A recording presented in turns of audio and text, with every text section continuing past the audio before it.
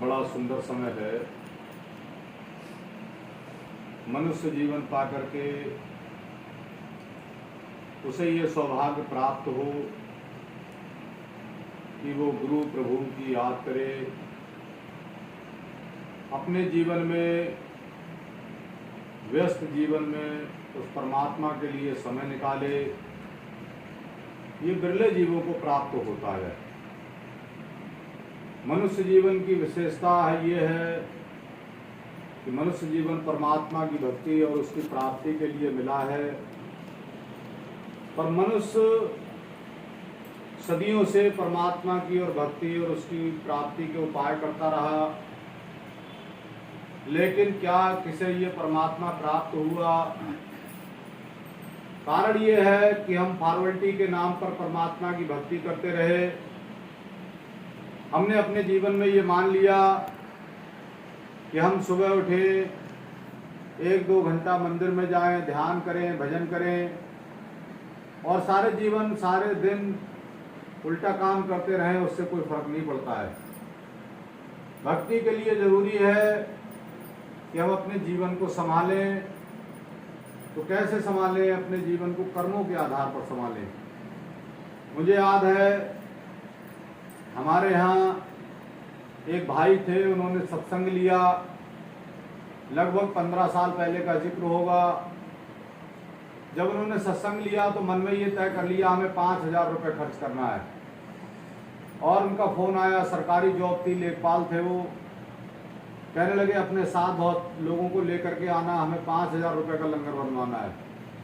मैंने कहा आपके यहाँ कितने लोग सत्संगी हैं? कहने लगे आसपास में कोई नहीं, हम अकेले हैं। मैंने कहा फिर बाहर से आपने कितने लोग बुलाए हैं? कहने लगे शायद बहुत कम ही लोग आएंगे, 2-4 लोग हो पाएंगे। फिर मैंने कहा ये 5,000 रुपये का लंगर आप किसे खिलाएंगे? आप कम बनाना, लंगर खराब ना हो, गुरु का प्रसाद होता है। हम तो 1-2 ही लोग आते हैं, ज़्यादा लोग हम नहीं आ सकते।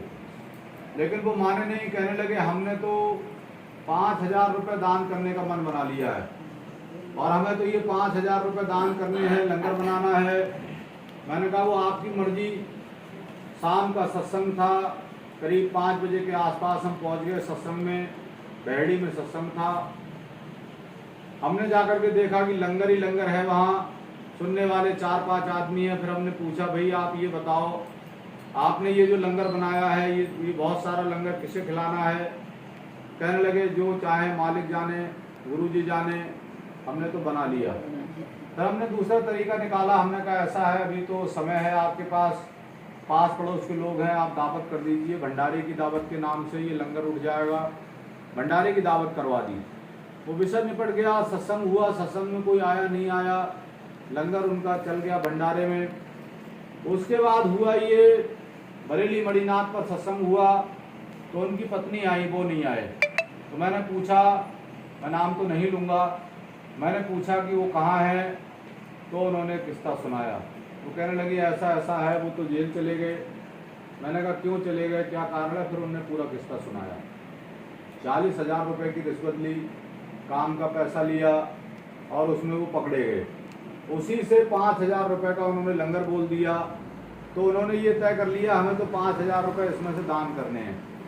तो ये धर्म के नाम पर जो हम अंधाधुंधी चल रहे हैं, अंधाधुंधी कर रहे हैं, क्या कर रहे हैं? मैं देखता हूँ कि कई लोग लंबा तिलक लगा करके घर से निकलते हैं, पूजा पाठ करके घर से निकलते हैं। पर तो ऐसा लगता है कि ये तो बड़े महात्मा हैं, लेकिन कोई व्यक्ति भी उनके पास ऐसा नहीं आता होगा जिससे वो रिश्वत की डिमांड ना करते हों।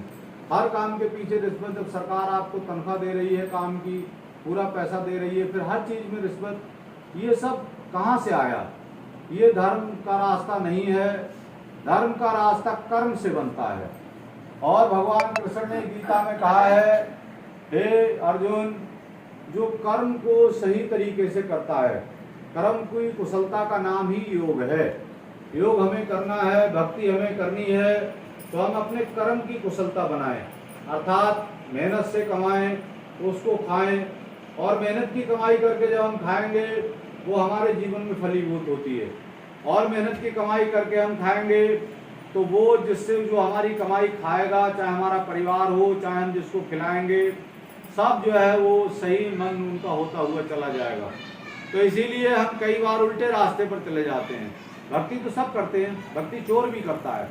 हम देखते हैं कि जब चोर चोरी करने आता है, जो बदमाश होते हैं सारे रात दिन डकैती डालते हैं, मोटी मोटी लंबी लंबी मालाएं पहनते हैं, लंबे लंबे तिलक लगाते हैं, कई बार गेरुए कपड़े पहनते हैं। बहुत सारे ऐसे साधु पकड़े गए जिन पर बहुत बहुत मर्डर पकड़े गए।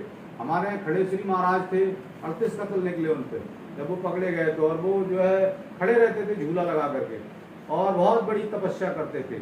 तो ये सब कई बार ऐसा होता है।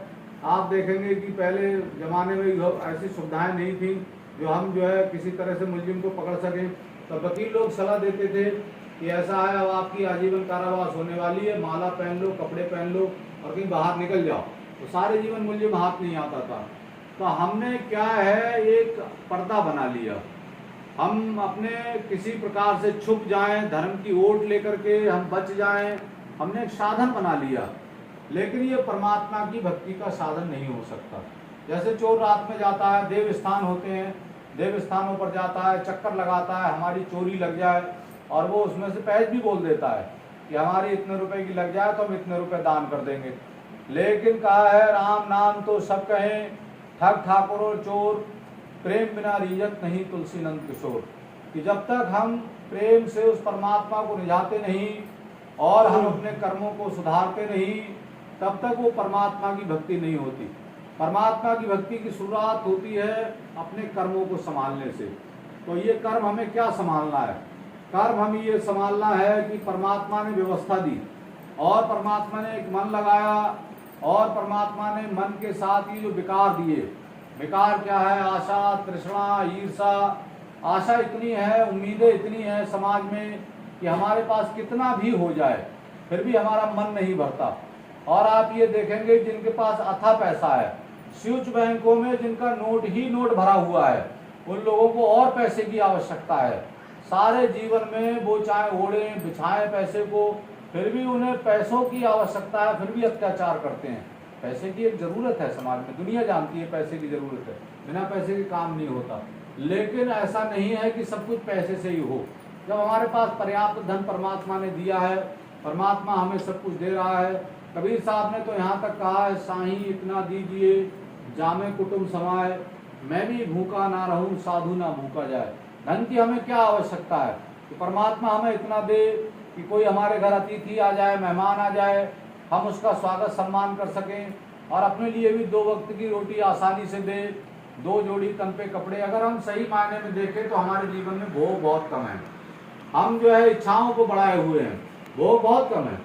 भाई एक आदमी क्या करेगा अपने जीवन में? वो 2 जोड़ी कपड़े ही तो पहनेगा, 1 जोड़ी कपड़े पहन के एक समय में निकलेगा। चाहे कितना भी बड़ा आदमी हो, जाएगा तो एक ही जोड़ी पहनकर एक समय में, एक चप्पल पहनेगा एक समय में, ज्यादा वो कुछ नहीं कर सकता। भोग सीमित हैं। खाएगा कितना खाएगा? ज्यादा खाएगा तो मर जाएगा। सीमित खाएगा, खाना सीमित है, पहनना सीमित है, रहना सीमित है। सोएगा कितने बिस्तरों पर सोएगा? एक ही बिस्तर पर सोएगा। रहेगा कितने कमरों में रहेगा? एक ही कमरे में रहेगा। तो भोग सीमित है पर इच्छाएं असीमित हैं। इन इच्छाओं को मारना, इनको कंट्रोल करना, इनको सही मायने में सही तरीके से इनको एक दायरे में लेना, ये मनुष्य जीवन का उद्देश्य है। इसीलिए कहा ये भोग जो है वो असीमित हैं और हम उनमें बंध गए। आशा है, तृष्णा है, ईर्षा है और सब कुछ हमारे पास है तो जलन आ गई हमारे अंदर। ये पड़ोसी कैसे बढ़ गया, इसके पास कार कैसे आ गई, इसका मकान कैसे बन गया, ये हमसे अच्छा क्यों है? ये जलन एक मोल ले ली हमने और उससे अपना जीवन बर्बाद कर लिया। तो ये हमने कई बार निंदा मोल ले ली, कई बार चुगली मोल ले ली, बैर बुराई, सारे जीवन लोग उसी में लगे रहते हैं। और कई बार तो आदमी इतना ज्यादा लग जाता है कि वो जो है दूसरे को बर्बाद करने में अपना जीवन खपा देता है। गोस्वामी जी महाराज ने उसको ऐसे कहा है कि जैसे एक जो है गेहूं होता है, गेहूं की फसल पे ओला पड़ता है